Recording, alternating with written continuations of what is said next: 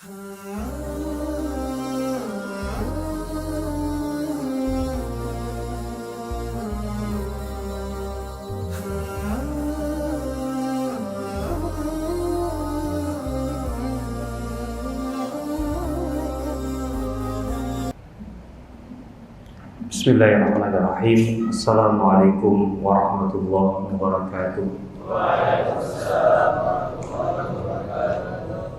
Alhamdulillahirabbil alamin. Hamdan thayyiban mubarakan fihi kama yuhibbu rabbuna wa yarda. Nusalli wa nusallim ala nabiyyina wa habibina wa maulana Muhammadin wa ala alihi wa sahbihi ajma'in.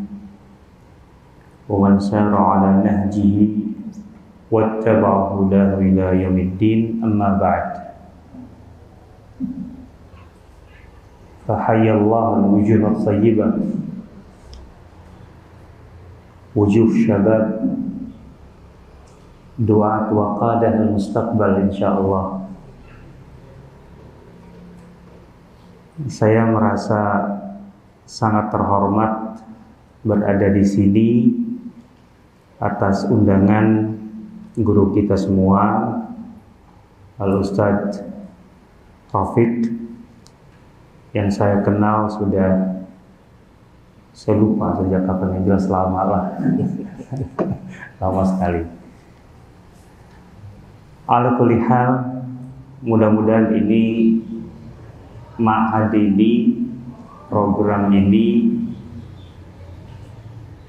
menjadi bagian dari amal saleh beliau yang insya Allah akan berbuah matang di masanya nanti, dan kemudian manfaatnya akan menyebar dan dirasakan oleh segenap lapisan umat Islam, tidak hanya di Indonesia insya Allah, tapi juga di seluruh penjuru dunia. Tidak ada yang mustahil, apalagi dalam sebuah perjalanan dakwah. Karena dakwah Islam dari awal adalah dakwah yang tidak mengenal batas, baik batas waktu ataupun kondisi dan batas tempat. Kita tidak pernah tahu akan kemana anak-anak ini kemudian. Kita nggak pernah tahu. Saya juga merasa senang sekali dikumpulkan bersama anak-anak muda. Ini salah satu obat awet muda itu ya begitu. Kumpulnya dengan yang muda-muda. Kalau Ustadz Rafiq agak tua wajar lah. Beliau memang harus kelihatan tua. Yang penting awet tua itu lebih baik daripada awet muda. Kalau awet tua itu artinya kan tahu diri. Kalau awet muda biasanya nggak tahu diri.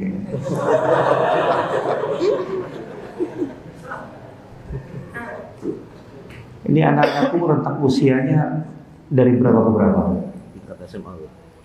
Semuanya. Berarti di kisaran 16 ke 20. 19. Iya, 16 ke 19. Insya Allah. Saya harus mulai dari definisi. Karena ada kata pemuda, ada kata dakwah. Pemuda itu sebenarnya tidak ada definisi yang pasti. Kapan usia pemuda itu dimulai dan kapan berakhir? Itu sampai hari ini pun juga saya belum menemukan kesepakatan. Karena ada yang mengatakan 40 tahun itu puncak pemuda. 50-60 tahun itu masih pemuda katanya. Wah, susah kalau kayak gitu. Ada beberapa penelitian terbaru itu mengatakan usia 60 tahun masih bisa dikatakan pemuda. Wah, terus kapan tuanya?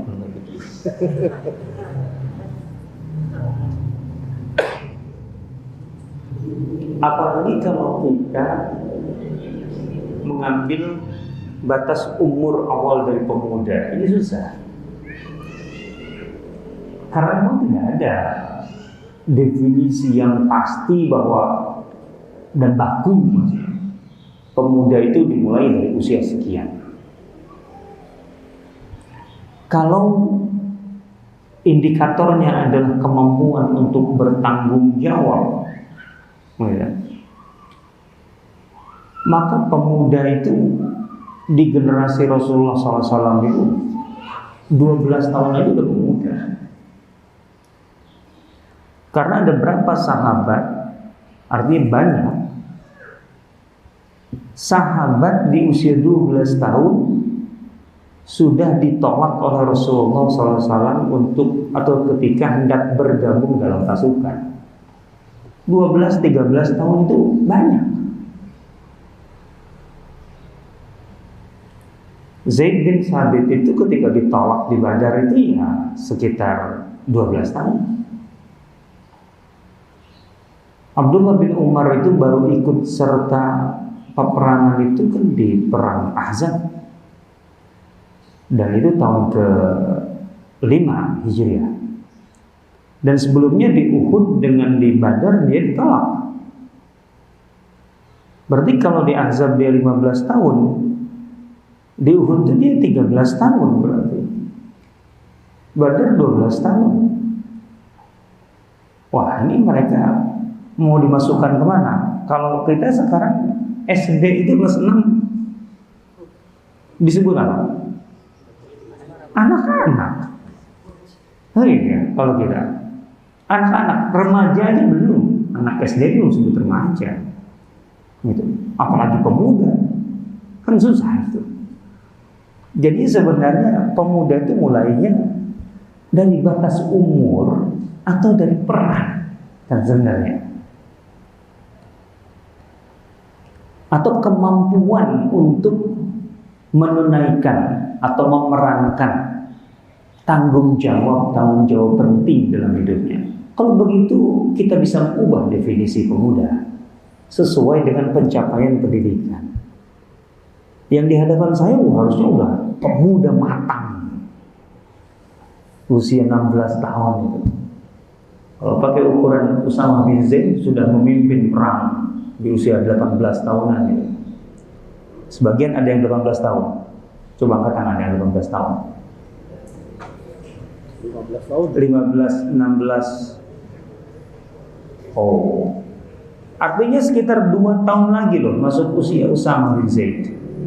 Memimpin pasukan di mana di dalamnya ada prajurit-prajurit senior dan kesatria-kesatria hebat. Abu Bakar itu masuk bagian bawahannya, itu Umar. Bayangkan Umar, Ali itu bawahan Usama itu. Dalam perang terakhir yang dipersiapkan Rasulullah SAW, dia menjadi jenderalnya, panglimanya di usia 18-an tahun. 2 tahun, 3 tahun lagi loh ini. Insya Allah. Artinya kalau kita bicara perang, itu sudah perang puncak itu. Perang top. Jadi sudahlah, yang di hadapan saya itu semua sudah menjadi pemuda. Dan kita bisa mempercepat. Anak-anakku ini bisa mempercepat untuk kemudian disebut sebagai pemuda. Pemuda harapan. Tapi kalau Bekasi memang sudah banyak harapan. Jadi agak-agak gimana, harapan di Bekasi itu biasa. Tahu di Bekasi kenapa banyak harapan? Dari ujung ke ujung rumahnya, jalannya harapan dulu. Nah, artinya kalau begitu, ini bukan masalah umurnya berapa pemuda itu, tapi peran, tanggung jawab. Kita pantas layak disebut pemuda ketika kita sudah bisa memantaskan diri untuk memikul tanggung jawab penting dalam hidup kita. Dan itu artinya anak-anakku harus sudah bisa lebih cepat menyelesaikan tanggung jawab kecil atau harian. Kalau untuk sekedar ngurus air, ngurus asrama, ngurus sekeliling lingkungan ini, itu mah udah beres itu. Itu mah nggak usah Sandrovik kemudian Dewan Guru nyuruh-nyuruh, ngatur-ngatur. Itu kalian sudah bisa kerjakan sendiri. Apa yang harus diselesaikan, apa yang harus dituntaskan. Kenapa? Karena ini bukan pemuda biasa. Bukan anak muda biasa. Ini pemuda yang ingin disebut pemuda. Program tadi 4 tahun plus pengabdian 1 tahun, 5 tahun. Itu masa yang terlalu pendek. Tetapi juga masa yang sangat penting untuk pembentukan diri menjadi sepantasnya, sejatinya seorang pemuda. Anak-anakku, kalian tidak punya banyak waktu untuk membentuk kepribadian. Nggak punya. Kalau sudah usia 23, 25, itu sudah bukan pembentukan lagi. Itu sudah masanya kalian jatuh bangun dalam banyak percobaan, melakukan percobaan dalam hidup. Nyoba ini, nyoba itu, gitu. Dan kemudian biasa, gagal. Karena itu usia untuk mencoba, bangkit lagi, mencoba, bangkit lagi, mencoba, bangkit lagi. Untuk kemudian menemukan, di usia 30 masuk 30 tahun itu sudah jelas, ini yang saya tempuh. Tanya Ustaz Rafi, tanya Dewan Guru. Di usia 30 tahun kalau masih mencari-cari, coba-coba, terlalu lelah. Akan banyak usia, umur, waktu yang kita nggak pernah tahu berapa lama akan hidup, itu akan terbuang. Anak sudah mulai 2, 3 masih melakukan coba-coba, lelah nanti, sayang banyak tua. Sebelum 30 itu harus sudah banyak pengalaman, jatuh bangun, mencoba ini, mencoba itu, mencoba. Nah, nikah sekali aja, jangan coba-coba kayak nikah sih. Kalau itu sih jangan, capek nanti.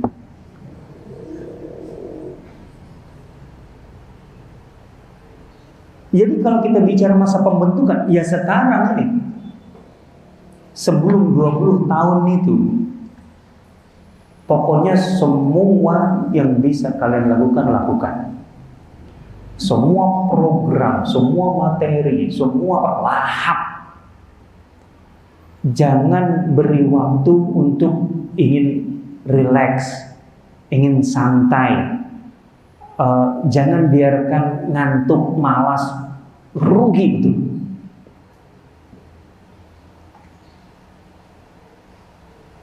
Ini usia kalian harusnya 1 tahun baca 20 buku, contohnya gitu. Di luar buku pelajaran, kalau buku pelajaran sih sudah. Oke, mulai dari 5 buku dulu. Bukunya jangan novel ya, itu gampang habisin. Bukunya mulai yang serius. Buku yang meningkatkan pemahaman kita. Kriteria buku yang serius itu ketika kita baca, yang kita pahami mungkin 20%-nya, 80%-nya gak ngerti ini buku ngomong apa gitu. Itu buku lagi bagus. Kita membaca sesuatu yang akan meningkatkan pemahaman kita.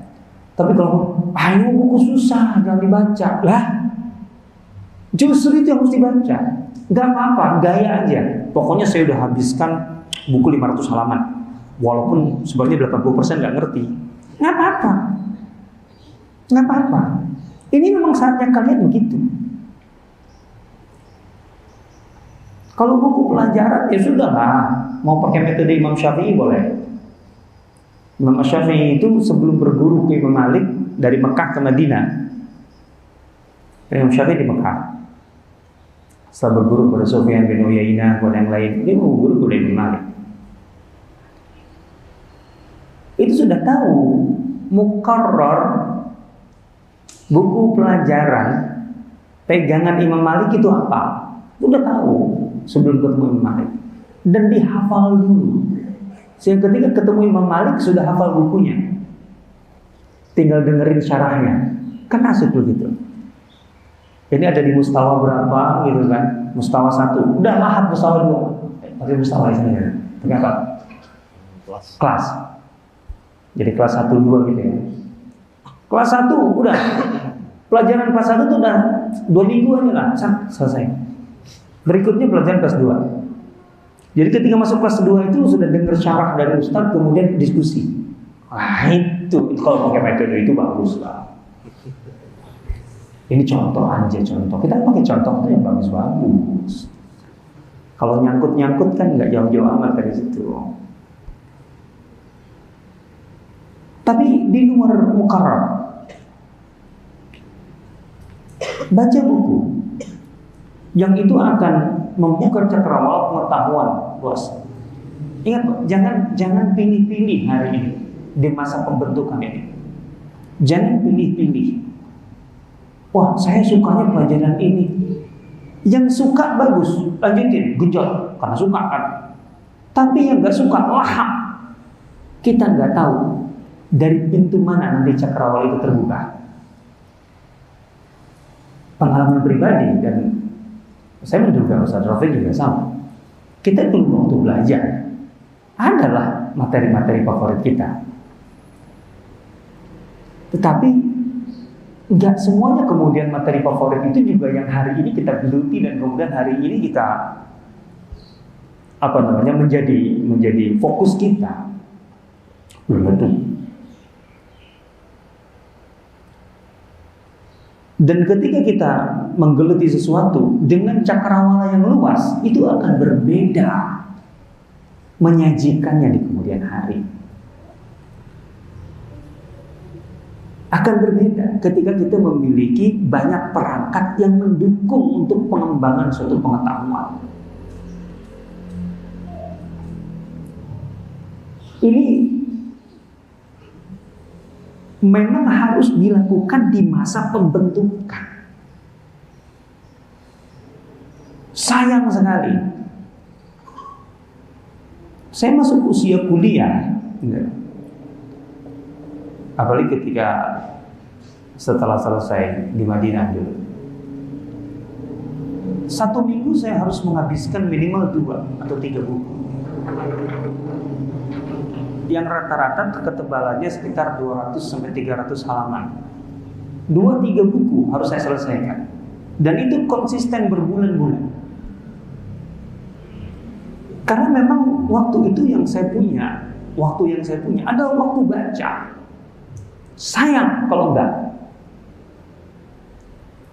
Di Bangi di Kuala Lumpur itu, saya kalau masuk perpustakaan, baik itu untuk nulis, riset atau baca, pokoknya baca intinya. Dari sejak datang sekitar jam 9, jam 10, pulang jam 10 malam sampai tutup perpustakaan itu. Sayang aja, duit nggak punya, maksudnya untuk nongkrong nggak ada modalnya kan waktu itu. Masalahnya kan itu. Mau ngapain kan, jalan-jalan juga kemana gitu. Jadi ya sudah perpustakaan aja. Itu hikmah kuliah dengan nggak punya duit itu, ya akhirnya di perpustakaan. Sampai tutup perpustakaan jam 10 malam, sampai ngejar bis terakhir, bis kampus untuk bawa ke asrama atau ke tempat tinggal. Ini memang masa kalian. Ini masa kalian. Jangan lewatkan itu. Mumpung kalian berada di sebuah lingkungan lembaga al-itqan. Mumpung kalian berada di tengah lingkungan di mana ada asatiz, dan insya Allah asatiz senang diganggu. Mumpung. Ustaz Rafiq ini sayang kalau nggak diganggu ya. Ganggu. Tanya ini, tanya itu. Saya yakin sekali guru-guru di sini itu kalau bisa menumpahkan ilmu di kepala kalian masing-masing itu ditumpahkan. Cuma memang ilmu nggak bisa ditumpahkan. Belajar nggak boleh begitu. Belajar itu nggak bisa kayak diinfus, nggak bagus. Harus dicerna pelan-pelan agar kemudian seperti makanan dicerna pelan-pelan, dia akan menjadi nutrisi yang baik. Kemudian pertumbuhan kita adalah pertumbuhan yang normal. Beda dengan disuntik, beda dengan diinfus. Tapi maksudnya insya Allah semangat ustadz-ustadz di sini adalah semangat pejuang, bukan sekedar semangat pengajar. Manfaatkan waktu, lingkungan, dan yang penting masa. Makanya kenapa ada satu penekanan dalam hadis Rasulullah SAW ketika beliau berbicara tentang hisab atau perhitungan yang akan Allah buat di hari kiamat terhadap manusia. Bayangkan setelah menyebut bahwa umur yang akan ditanya itu umur sepanjang hidup, itu ada yang spesifik. Wan syababi. Syabab itu kan salah satu fase umur. Artinya dia sudah masuk dalam umur yang akan dihisab. Umur seseorang kan bisa 60 tahun, 70 tahun, 80, dan termasuk di situ masa muda. Tapi ada yang disoroti, wa'an syababi. Karena memang ini adalah masa yang tidak bisa atau tidak boleh, artinya akan merugi kalau kita manfaatkan biasa-biasa saja. Dan masa itu adalah masa kalian ini. Ini kan kalau saya Rafiq mah tinggal ya laita syabab yaudu yauman. Kalau bisa muda lagi ya. Beda cerita. Itu salahnya, tapi kan gak bisa. Ini uban ini udah bukti gak bisa ini. Itulah. Nggak bisa. Al-waqtu anfasu ma'unita bihi, kata Syauqi dalam Syauqiyatnya.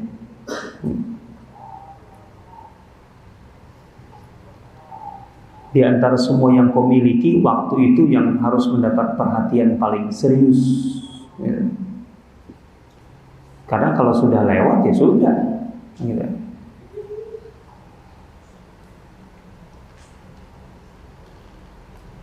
Sayang banget kalau kemudian waktu itu lewat di masa ini. Sekali lagi, ini masa pembentukan. Sudahlah, ada yang pasti ada yang kalian sukai, ada yang tidak kalian sukai terkait dengan aturan, dengan suasana. Itu semua telan aja semuanya. Jangan kemudian itu dijadikan patokan. Oh, saya pengennya di treatment kayak gini, saya pengennya disediakan suasana kayak gini, saya ingin. Halah, itu bukan saatnya sekarang. Telan aja semuanya. Apa sih? Ya Allah, makanannya kehabisan lauknya. Alas, manusia itu bisa bertahan 3 hari tanpa makan, gak akan mati kok. Itu udah penelitian. Kalau sekedar kehabisan lauk sekali, nanti juga makan lagi lauknya, tenang aja. Lu makan nasinya aja, sama sambal aja cukup. Kalau sambal mah ada selalu kan. Kembali bikinin tuh. Nanam kalau gitu, kreatif. Ini masih ada lahan, ada. Ini punya bukan. Tanahnya bukan ya, punya kita. Tetangga. Jangan kalau tetangga. Tapi ada tuh sekian. Kan di pot juga bisa bikin cabai, nanam cabai. Nah, setelah itu masuk ke fase nanti, ini masih fase pemuda, fase kalian jatuh bangun. Memang dalam hidup ini kita harus punya pengalaman. Belajar jangan putus, jangan pernah berhenti membaca sampai mati, jangan berhenti.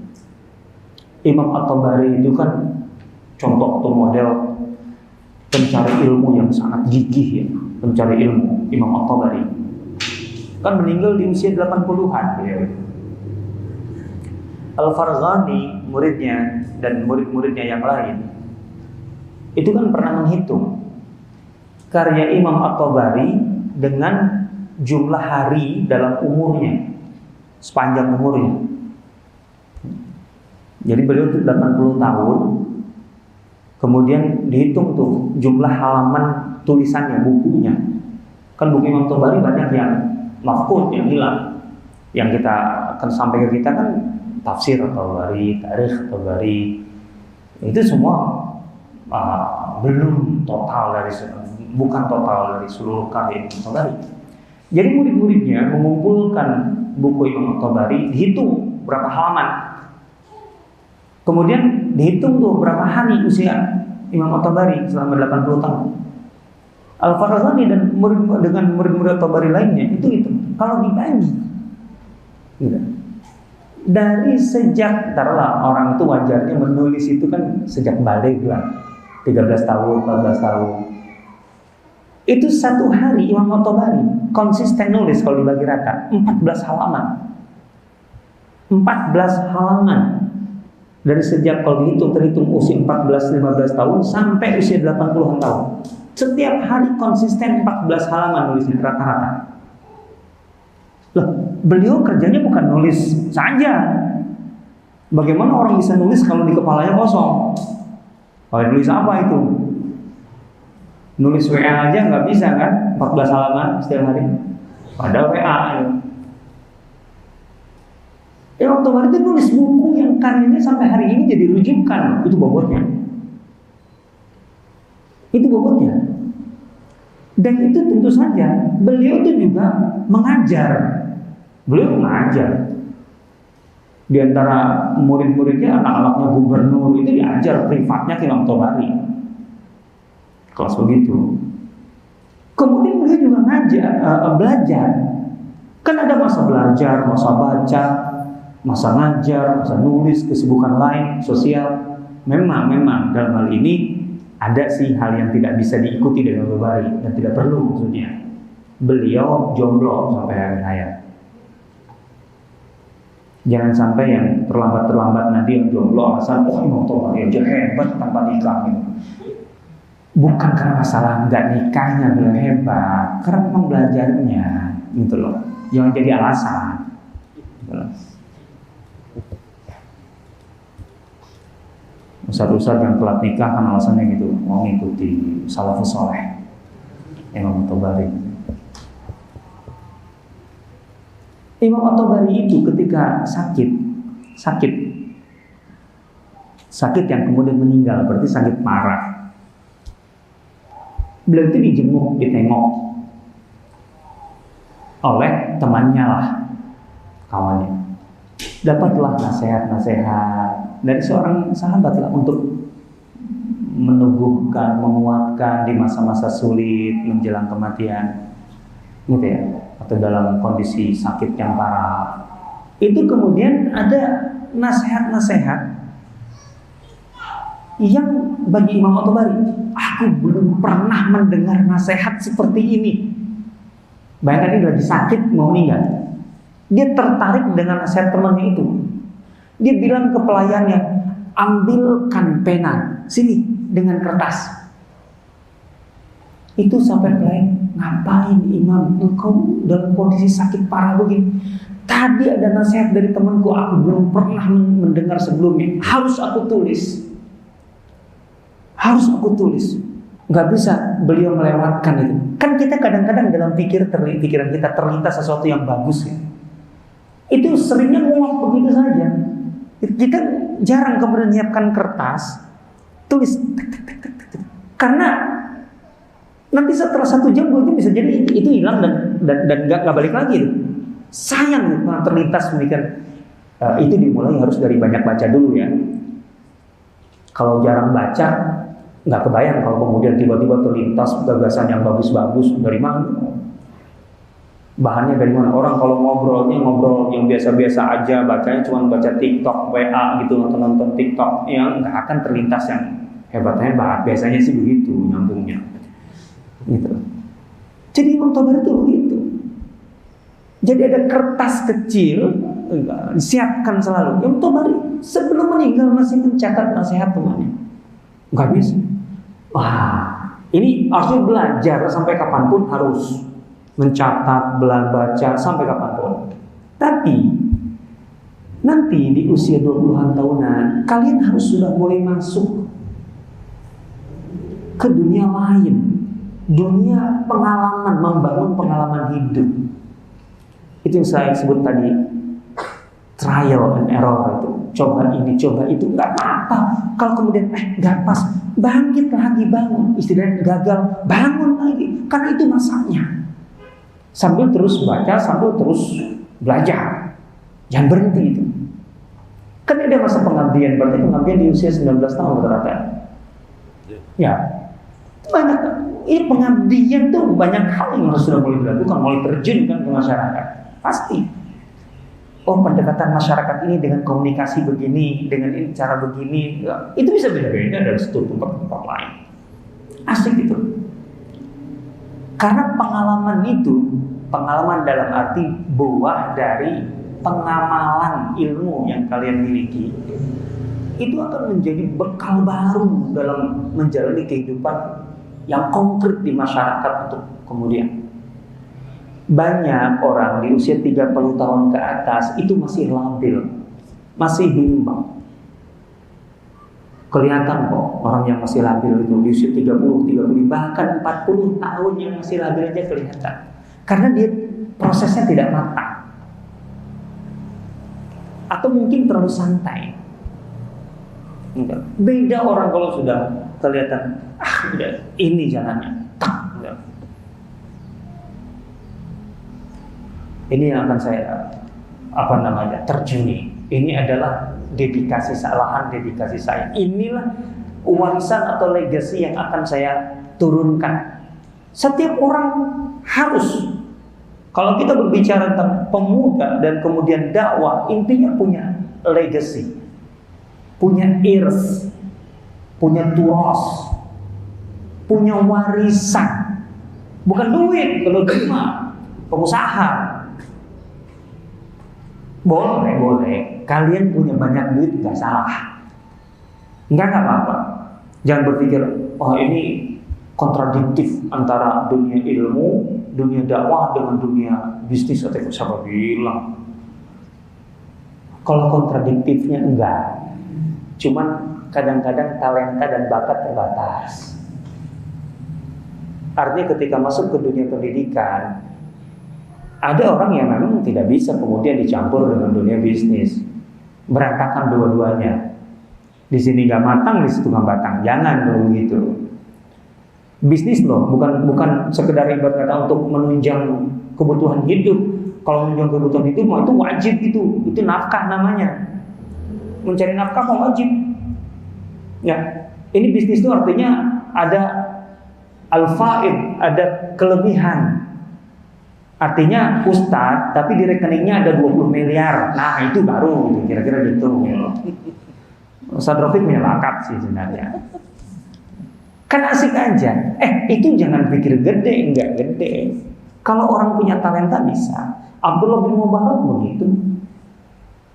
Muhammad bin Sirin itu pengusaha loh.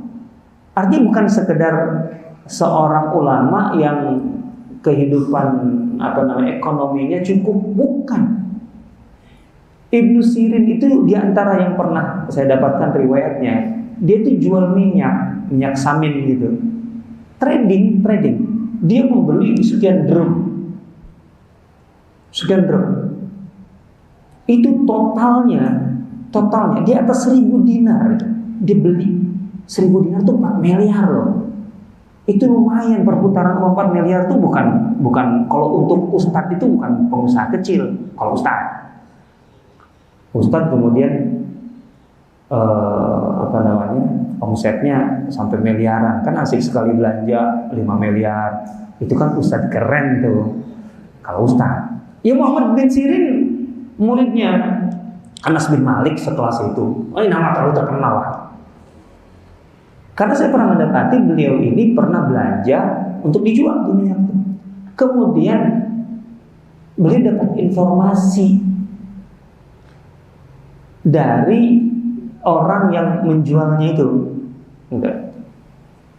bahwa dalam prosesnya ternyata ditemukan ada yang kecelup tikus.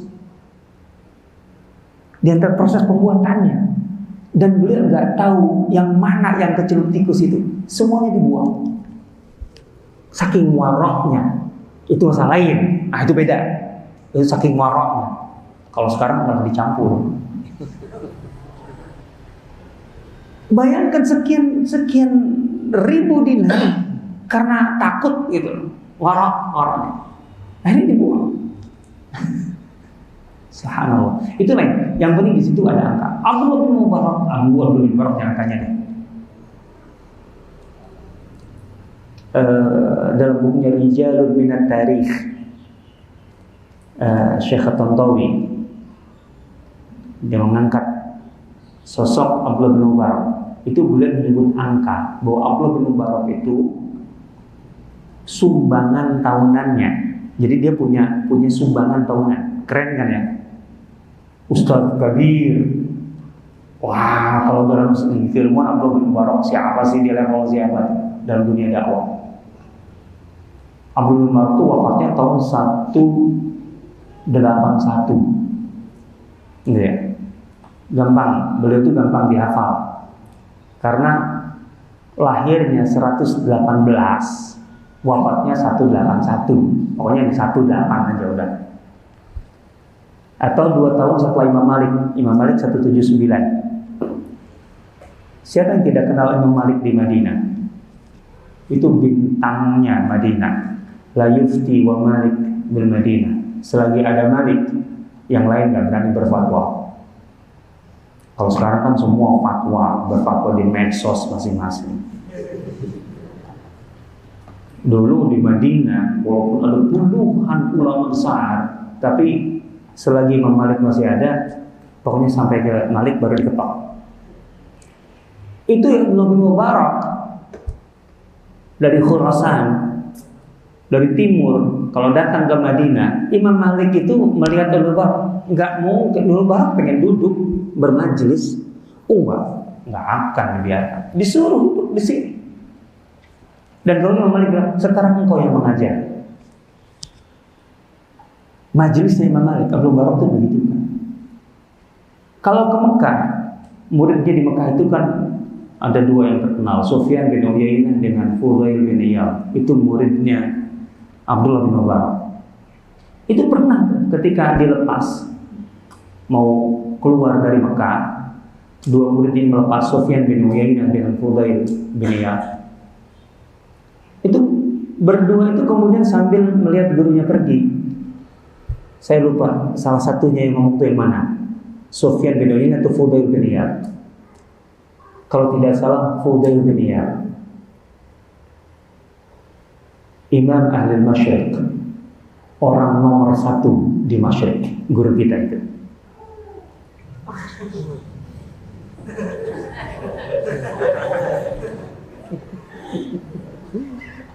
Kata Sufyan bin Uyainah, Imam Ahli Masyriq wal Maghrib, nomor 1 di Masyriq dan Maghrib, di timur dan barat. Itu Abdullah bin Mubarak, sisi keilmuannya.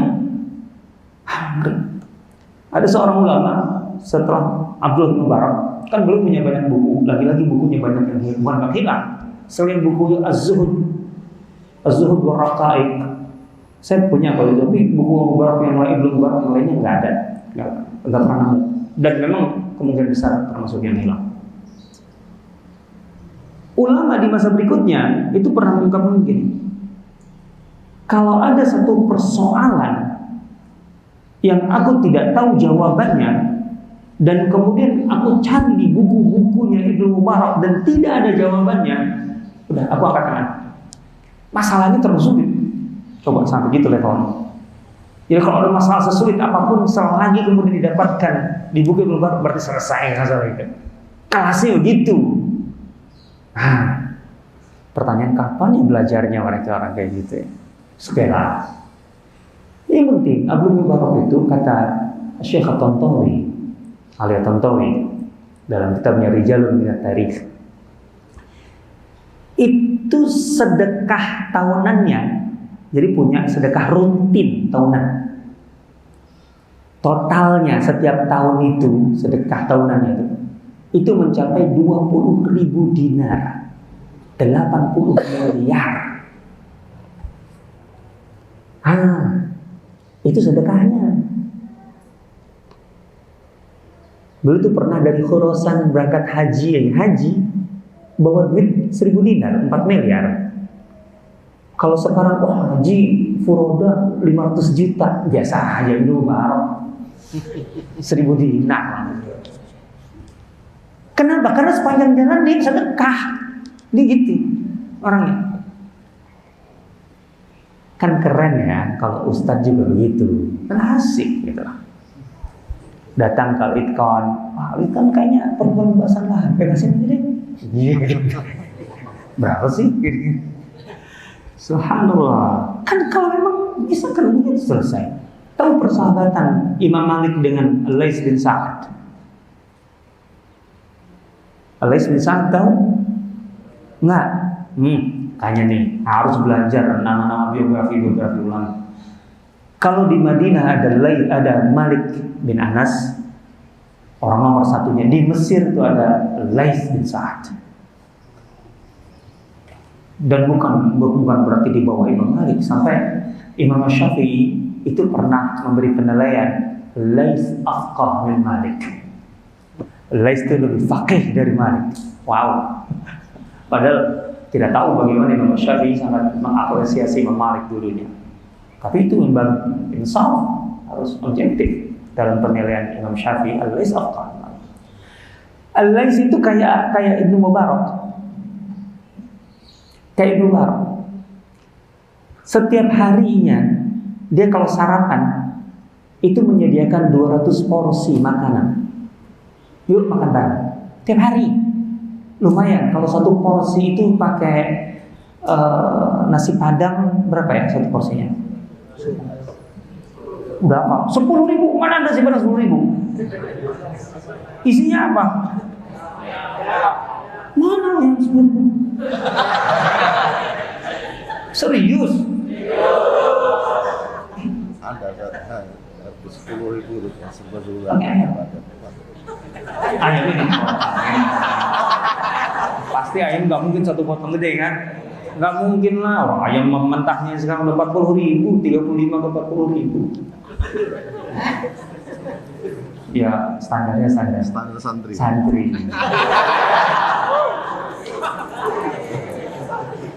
Tahu orang Arab kalau makan. Saya kuliah di Madinah nih ya. Artinya bukan orang Arab nih. Menu di kampus di Madinah itu dulu, gitu. Satu ayam itu dibagi 4. Satu ayam itu satu porsi makan. Karena orang sana satu porsi wajibah itu nafar itu satu porsi itu separuh ayam. Iya, ayam itu separuh dibagi 2. Itu baru satu porsi namanya. Nah karena kita orang-orang pelajar asing enggak dikasih satu porsi itu, dibagi 2 lagi. Jadi ayam itu dibagi 4. Satu ayam itu setiap kali. Makanya saya dulu pernah ngitung. Saya 4 tahun di Madinah, setiap hari makan ayam itu kan. Itu artinya berapa kandang ya? Menghabiskan itu pernah ngitung, jadi lupa kan. Hitung-hitungan itu pernah. Karena hitung aja berarti kan makan siang, makan malam itu kan sudah separuh ayam. 2 hari itu satu ayam. Berarti kan kalau 1 tahun 300 hari kan berapa ayam tuh? Nah kan gitu. Kali 4 tahun. Nah itu dia. Berarti sekian kandang.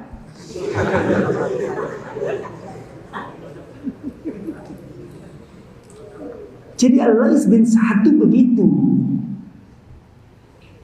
Beliau itu memang luar biasa. Setiap hari nggak kurang dari 200 orang makan bareng. Setiap hari.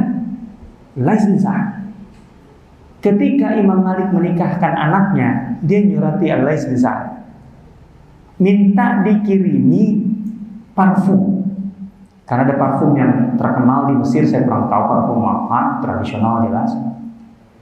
Minta dikirim untuk pernikahan anaknya. Al-Lais datang memenuhi undangan sahabatnya Imam Malik dan ngasih parfum itu. Ternyata bukan hanya parfum, kondangan. Al-Lais bin Sa'ad. Kalau bahasa kita kondangan. Ada satu kantong dengan parfum itu dan madu, gitu. Kalau nggak salah madu banha atau apa gitu. Itu yang kemudian dihantarkan Imam Malik. Sahabat kondangan isinya 1.000 dinar, 4 miliar. Asik. Saya kondangan ke Ustaz Rafiq kan gitu. Kan asik kalau kayak gitu. Kalau bisa. Kalau bisa. Oh, baca banyak loh. Muhammad bin Hasan Asy-Syaibani kepada Imam Asy-Syafi'i. Asy-Syafi'i muridnya. Murid Hasan Asy-Syaibani. Kan Imam Syafi'i setelah berguru ke Imam Malik kemudian melanjutkan berguru ke Hasan Asy-Syaibani, Muhammad bin Hasan Asy-Syaibani. Muhammad bin Hasan Asy-Syaibani melihat Imam Syafi'i ini murid yang sangat-sangat cerdas, talenta tinggi, tapi miskin kan? Imam Syafi'i miskin kan? Makanya kemudian tiba-tiba satu malam itu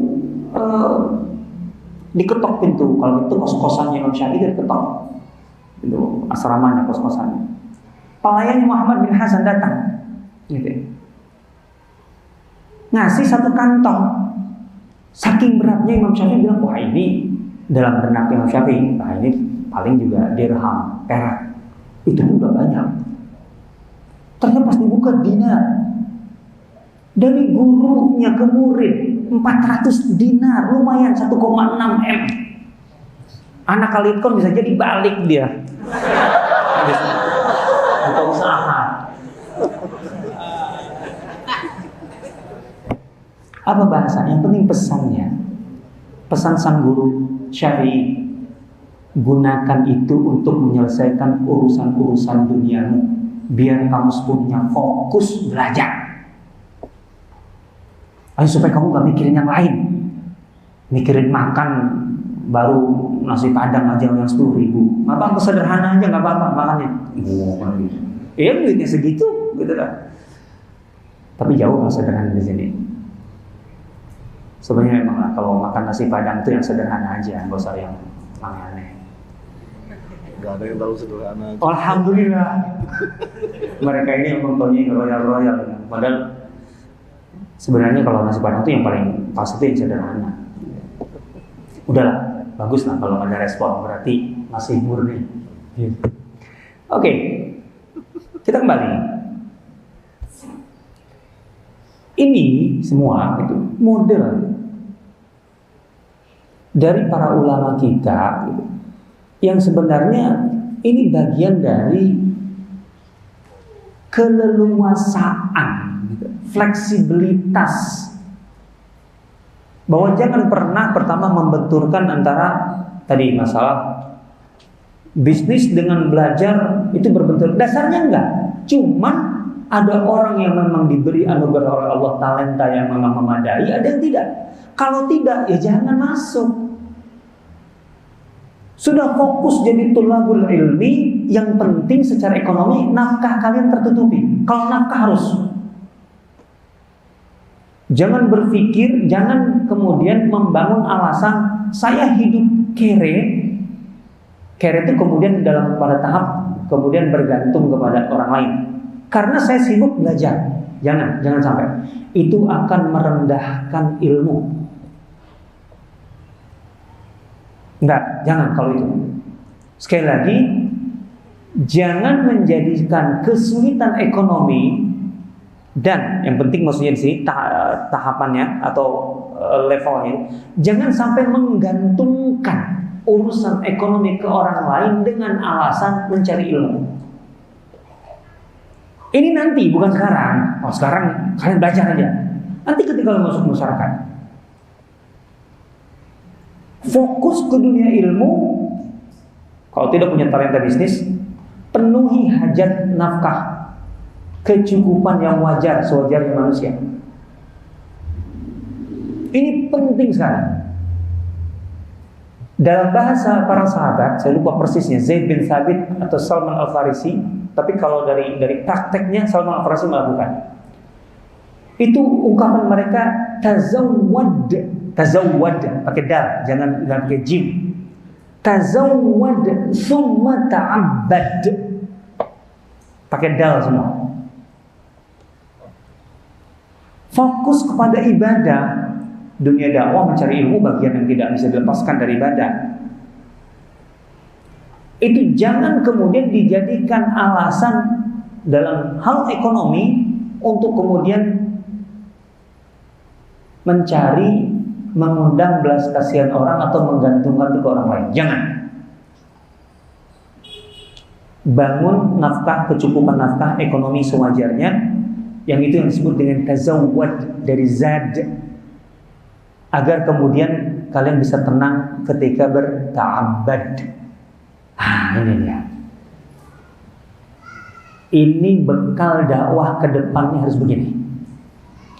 Jangan sampai para pencari ilmu itu memang mempunyai mental menjadi sorotan perhatian belas kasihan orang lain. Jangan sampai. Tunjukkan izzah ilmu.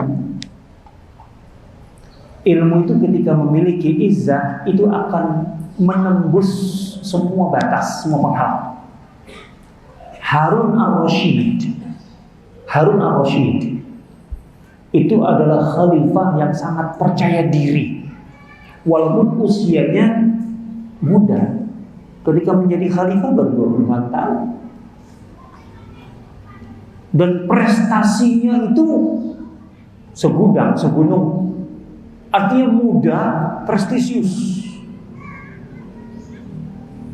Yang mengelilingi Harun al-Rashid itu orang-orang yang jauh lebih senior dari semua lini, di semua sektor, mau panglimanya, pemerintahnya, pejabatnya, ulamanya jauh lebih tua. Qadhinya, hakimnya Abu Yusuf muridnya Imam Syafi'i, Imam Abu Hanifah, koleganya Muhammad bin Hasan Asy-Syaibani rahimahullah jami'an. Itu qadhinya, artinya menjadi pejabatnya kan. Harun al-Rasyidnya baru 20-30 tahun. Salah satu gurunya itu Al-Kisai. Kurang apa? Al-Kisai itu jadi guru sekaligus konsultan lah. Gitu. Itu senior semua, tapi dia percaya diri, sangat percaya diri. Suatu ketika datang ke Madinah, ya namanya juga pejabat atau penguasa, merasa bisa memanggil siapapun. Dia ada masalah-masalah nih, masalah-masalah ilmiah. Mumpung di Madinah ada Imam Malik, dia suruh ajudannya panggil Imam Malik. Padahal jelas kalau usia jauh. Gitu ya. Panggil Imam Malik. Imam Malik ketika didatangi ajudannya, ajib Amirul Mukminin. Amirul Mukminin Harun al-Rasyid mengundang Anda. Penuhi panggilannya. Oh, itu bahasa dari ajudan. Itu bahasanya biasa itu ajib Amirul Mukminin. Urusan apa kata Imam Malik? Amirul Mukminin punya beberapa masalah ilmiah yang ingin ditanyakan kepada Anda. Oh, itu urusannya. Kalau begitu, suruh Amirul Mukminin menghadap aku. Oh, ngeri sekarang. Coba bayangkan, dipanggil melalui sekretaris ke negara seknek, malah kemudian sini, datang ke sini. Wah, dilaporkan ke Harun al-Rasyid.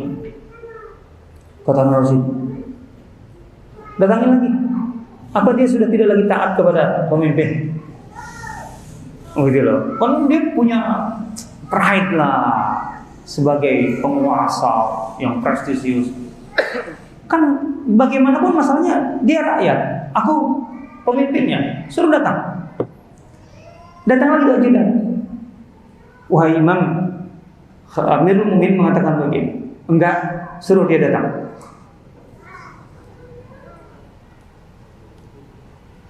Kalau dia memanggilku sebagai khalifah dan aku rakyatnya, aku akan datang.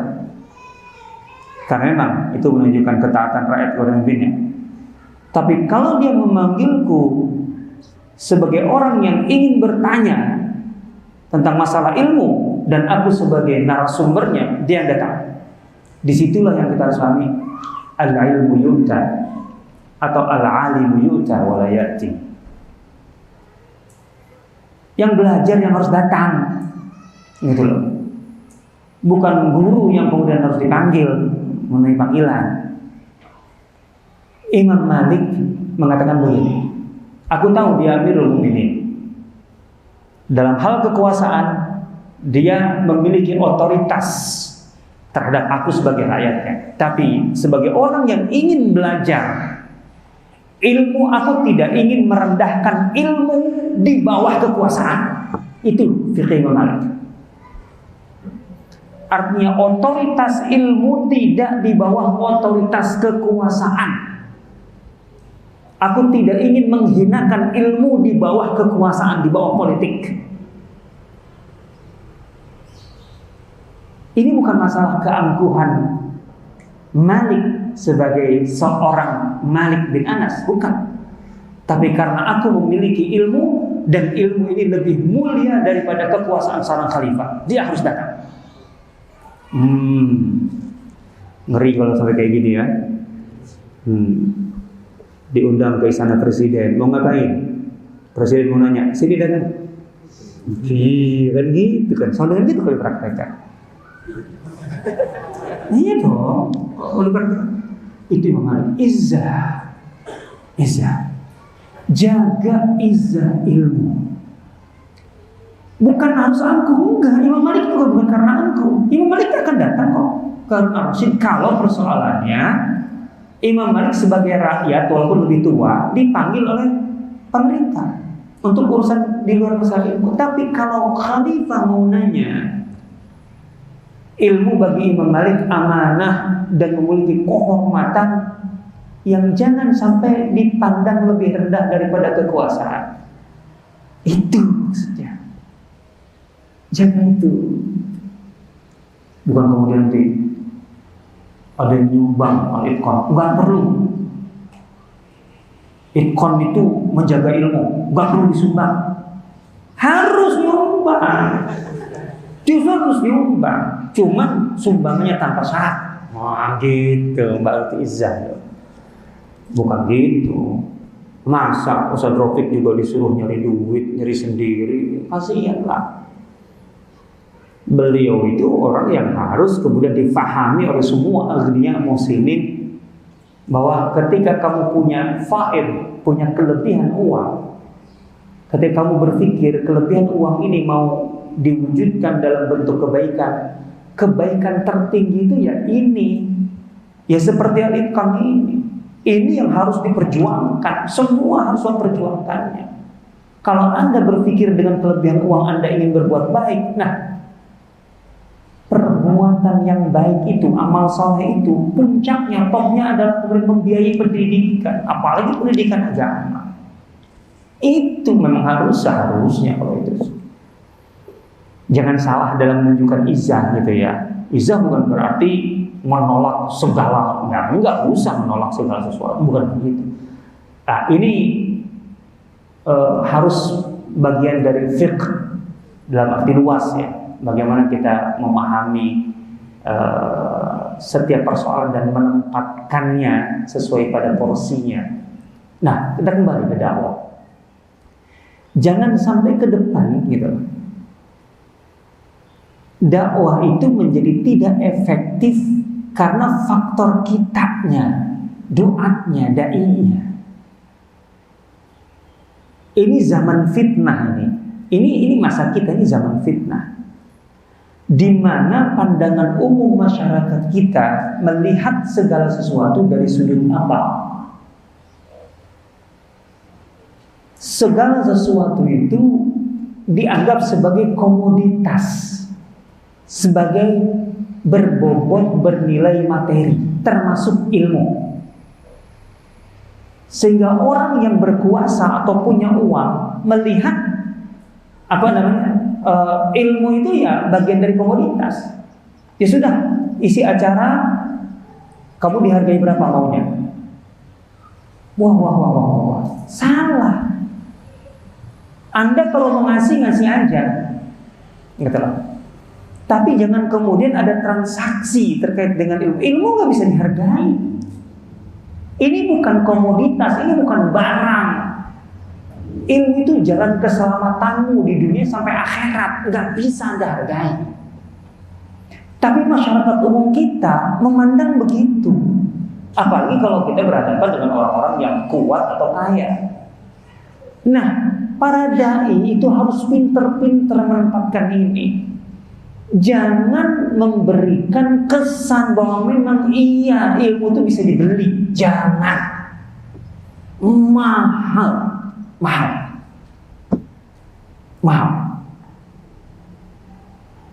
Sekali lagi kalau mereka mau mengapresiasi, mereka mau membantu, memang kewajibannya.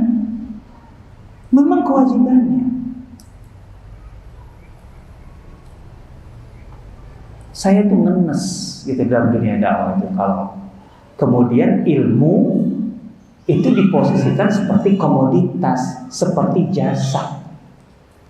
Kalau gitu ilmu itu bukan bisa lagi, jelas pasti akan dianggap jauh lebih rendah daripada ngelawak. Pelawak itu, apalagi kalau pelawak kelas papan atas. Maksud saya kalau yang mengundang entertainer dan mengundang ustadz di satu acara kan kadang-kadang ada yang begitu.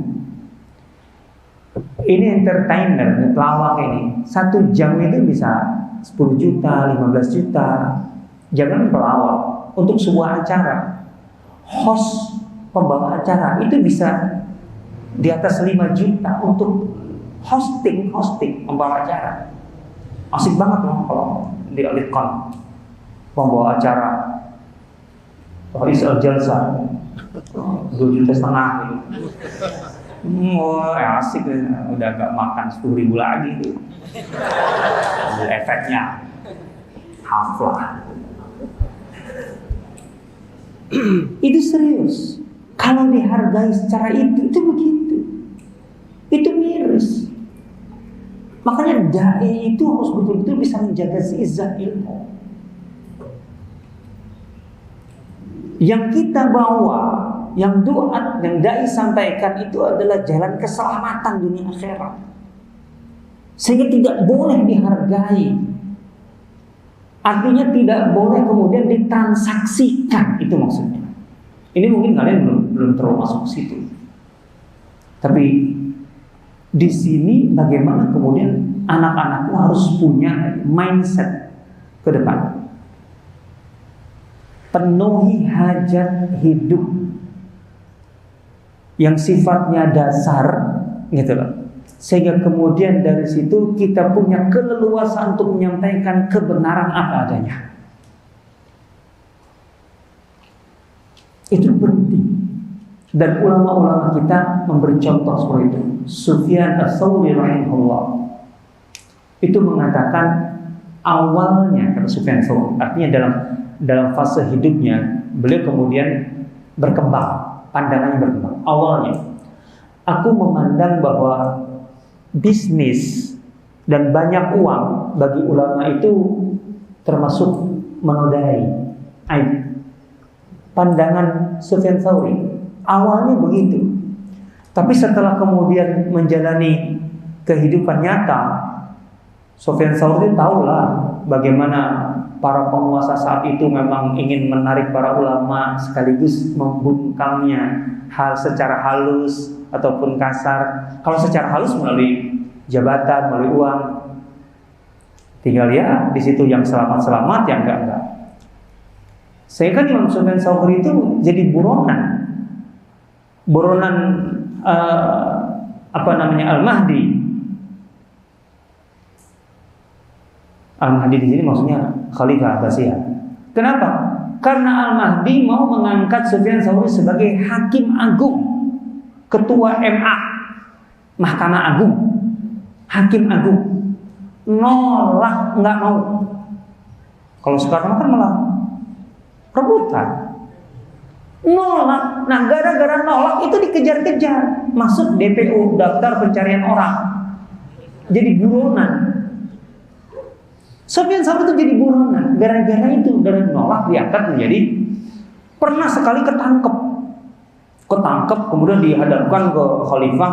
Sekarang tanda tangan, kamu harus mau. Coba bayangkan, Dipaksa tanda tangan. Kalau enggak, wah diancam pokoknya. Bayangin diancam untuk dia jadikan pejabat. Memang beda. Sampai akhirnya Imam Sufyan Tsauri yang terpaksa kan. Tapi kan mukroh itu beda kan. Mereka ulama gitu. Enggak terikat namanya mukroh kan. Begitu keluar, dia bisa mengelabui si pengawalnya. Akhirnya bisa lepas itu surat, dia langsung hanyutkan di Sungai Tigris itu. Puas, dia mengundurkan diri dan beberapa tahun dia sembunyi. Majelis taklimnya kan punya banyak murid itu dimulai tengah malam dan itu di tempat tersembunyi agar tidak ketahuan. Dan itu melalui absen. Siapa yang boleh mengikuti majelis Sufyan Tsauri? Sufyan Tsauri kemudian pandangannya berubah. Dulu aku memandang bisnis dan uang yang melimpah bagi seorang alim itu aib. Tapi sekarang enggak. Kalau kalian bisa, kalau kalian bisa mendapatkan uang sebanyak-banyaknya, bahkan kemudian saking banyaknya bisa kalian gantungkan di atas di tanduk banteng, lakukan itu. Berarti kan banyak tuh, karena banteng kan bisa mengangkut berapa kilo tuh mas. Kenapa? Karena hari ini ketika seseorang menggantungkan kebutuhan kepada orang lain untuk memenuhi hidupnya, maka yang pertama kali dikorbankannya adalah agamanya. Fa'awwalu ma yabduluhu dinah. Wow, itu ya Sufyan Tsauri. Gitu loh. Maka Sufyan Tsauri itu ketika meninggal duitnya masih sekian. Kalau nggak salah sampai puluhan sampai ke ratus dinar. Coba yang kalian bisa. Ketika meninggal aja masih puluhan sampai kalau 100 dinar masih ada 400 juta duitnya. Lumayan lah. Duit 400 juta sisa gitu. Itu kemudian Imam Sufyan Tsauri bilang ke murid-muridnya, kalau bukan karena uang itu, kenapa aku punya uang? Karena itu memang prinsip hidup. Karena bukan karena uang itu, la tamandala bihaula, maka para penguasa pembesar itu akan menjadikan aku sebagai tisu, sebagai serbetnya. Apa maksudnya? Para penguasa itu akan menjadikan ulama yang bisa dikendalikan itu untuk membenarkan segala kebijakannya termasuk kezalimannya. Jadi aku tuh dijadikan serbet untuk membersihkan dosa-dosanya. Enak aja. Gitu loh. Dan itu dengan cara mengiming-imingi dengan harta. Maka harus punya harta. Gitu maksudnya. Udahlah. Ini ke depan harus kita pikirkan itu supaya ilmu itu memiliki izzah dan tidak terperangkap dalam fitnah. Dan dengan begitu maka ilmu itu akan tembus luar biasa. Imam Malik itu dengan santai ibaratnya bisa ngomongi Harun Ar-Rasyid. Karena Harun Ar-Rasyid mangut-mangut gitu loh. Enggak berani bergaya gimana. Coba ngomong, aku mau dengar. Enggak berani. Harun Ar-Rasyid dengan Fudail bin Iyad kayak apa coba? Kan malam-malam Harun Ar-Rasyid di Mekah bilang ke ajudannya, cari dong seseorang yang bisa menasihati aku. Hatiku keras. Ini khalifah yang bagus ya. Jadi ketika merasa hatinya keras itu mencari pelembut hati. Carikan dong ulama yang bisa menasihati. Kemudian dicarikan, datang ke fulan ulama. Kemudian oke datang. Kemudian dengar nasihatnya, belum kurang menyentuh. Datang kedua, datang ketiga, kurang, cari lagi. Harun Ar-Rasyid. Tinggal satu, siapa? Fudail bin Iyad.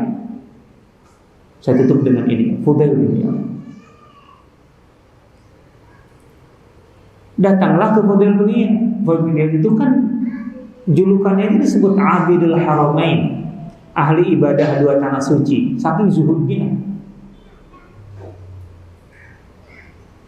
dari luar kemudian terdengar ajib amirul mukminin. Ini malam-malam, udah larut, mungkin jam 10, jam 11 malam, udah sepi. Ajib amirul mukminin.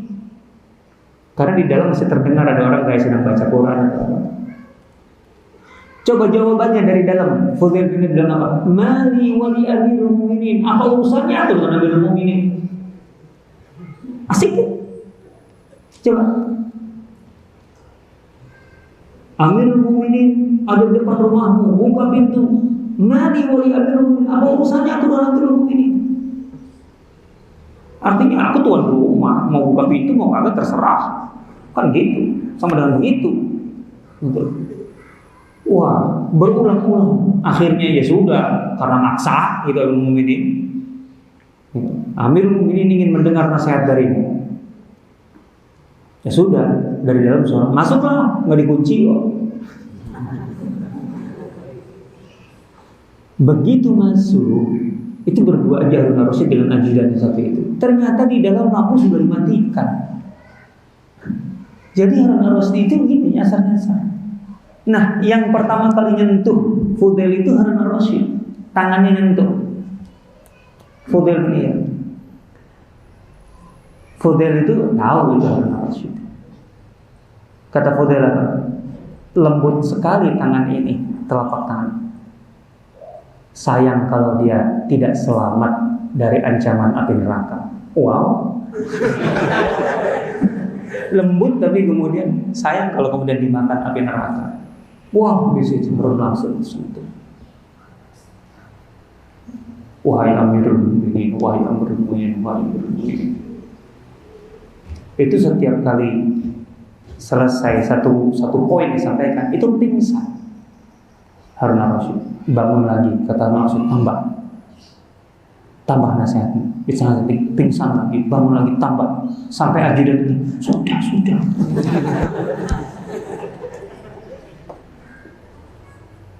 Kata Harun Ar-Rasyid setelah selesai panjang, sekarang sebutkan berapa kebutuhanmu biar aku pergi, gitu ya. Maksudnya aku butuh duit berapa, aku masih hadiah. Apa kata Fudail bin Iyad? Engkau datang ke sini dan menyampaikan hajatmu agar aku memenuhi hajat akhiratmu, kemudian engkau memenuhi hajat duniaku. Kau salah orang, ulama. Paham gak? Kau datang kemari dan meminta aku untuk memenuhi hajat akhiratmu, minta nasihat. Kemudian kau pikir aku membutuhkan duniaku dan kau bisa memberikan duniaku. Apa-apaan ini? Pulang. Artinya sudah keluar. Wah. Itu setelah keluar Harun Ar-Rasyid, istrinya datang. Kenapa kau terima? Kita kan lagi butuh. Bla bla bla bla. Ya biasa, kalau istri itu biasa. Jangan pikir. Karena memang nggak haram, itu nggak haram, gitu loh. Pada dasarnya nggak haram. Cuma kan waraknya seorang Fudail bin Iyad, jangan sampai ini jadi transaksi. Kak. Enggak. Kepikiran aku dengan begitu, ini akan mengubah hati gitu. Udah, sana pulang. Pulang Harun Ar-Rasyid bilang ke ajudannya, orang kayak gini yang kubutuhkan dalam hidupku. Lihat, ilmu ketika disampaikan dengan hati yang bersih, dengan izah yang kuat, itu sampai di titik itu. Maka kenapa? Karena sekarang dengan banyaknya media, dengan banyaknya kanal, saluran ilmu bisa disampaikan, tapi kenapa kayak tidak banyak memberikan pengaruh terhadap? Karena ada persoalan yang barangkali ini akarnya, sehingga ilmu itu tidak memiliki wibawa gitu, yang bisa mempengaruhi orang-orang di level pengambil kebijakan. Ini yang harus kita jaga. Ini amanah yang sangat berat di pundak kita semua. Kalian memang belum masuk ke fase itu, tapi dari awal kalian harus tahu itu. Baca sirah ulama-ulama saleh kita sepanjang masa, terutama di generasi tabi'in, karena sudah banyak sekali persoalan-persoalan yang tidak sederhana, fitnah-fitnah yang terjadi yang mereka alami. Baca Hasan al-Basri, baca tadi Ibnu Sirin, baca Sa'id bin Musayyib. Subhanallah, disitulah kenapa kemudian ilmu itu begitu berkah dan efeknya, dampaknya luas. Dan ini sekali lagi saya tidak sedang mengatakan bahwa kalau begitu para pencari ilmu itu pantasnya kere, miskin. Enggak, saya sudah kasih contoh kurang apa Muhammad bin Hasan Asy-Syaibani, kurang apa Abdullah bin Mubarak, kurang apa Al-Lais bin Sa'ad, dan mereka itu semuanya diakui sebagai ulama-ulama rabbaniyin, bukan ulama penjilat, nauzubillah, bukan. Wallahu ta'ala.